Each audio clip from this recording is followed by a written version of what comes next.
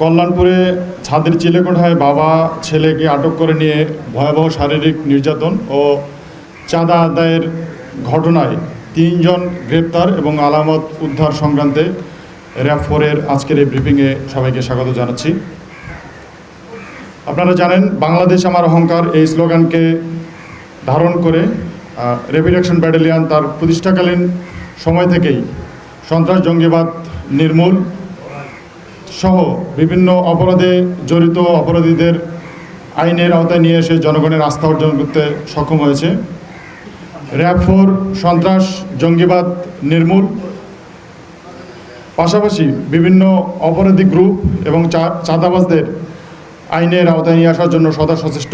এরই ধারাবাহিকতায় গতকাল 18 জুলাই 2026 তারিখে রাজধানীর দারুস সালাম থানা এলাকায় অভিযান পরিচালনা করে কল্যাণপুরে ছাদের চিলেকোঠায় বাবা ছেলেকে আটক করে নিয়ে ভয়াবহ শারীরিক নির্যাতন ও চাঁদা আদায়ের ঘটনায় 3 জনকে গ্রেপ্তার করেছে। গ্রেপ্তারকৃতরা হলো মোহাম্মদ বিল্লাল, মোহাম্মদ জুম্মন এবং শেখ মোহাম্মদ ফয়সাল। মামলার এজাহার এবং গ্রেপ্তারকৃত আসামিদের প্রাথমিক জিজ্ঞাসাবাদে জানা যায়, অত্র মামলার বাদী এবং ভিকটিম মোহাম্মদ মাহফুজুর রহমান একজন ব্যবসায়ী। তিনি রাজধানীর সবুজবাগ এলাকার বাসিন্দা।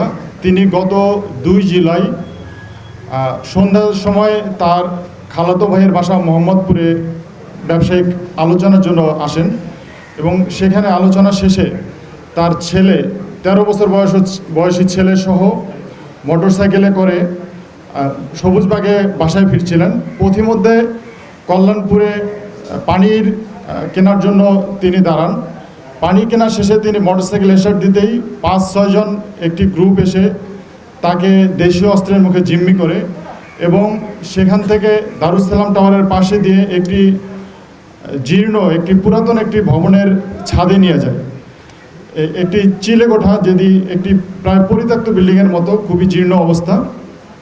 সেখানে নিয়ে গিয়ে তার কাছে প্রায় প্রথমে 5 লক্ষ টাকা চাঁদা দাবি করে এবং পরবর্তীতে সে সেই টাকাটা দিতে অস্বীকৃতি জানালে তাকে প্রচণ্ড ধরনের শারীরিক নির্যাতন শুরু করে এবং শারীরিক নির্যাতন সহ্য করতে না পেরে সে তার পরিচিত আত্মীয় স্বজন এবং তার খালাতো ভাইয়ের মাধ্যমে প্রায় বিকাশে এবং ব্যাঙ্ক অ্যাকাউন্টের মাধ্যমে 50,000-এর অধিক টাকা তাদেরকে প্রদান করে এবং আসামিরা, এই যে আমাদের যে ঘটনার অভিযুক্ত, তারা ভিকটিমকে এরপরে হুমকি দেয় এই ঘটনা কোনো আইনশৃঙ্খলা বাহিনী বা অন্য কাউকে না জানাতে।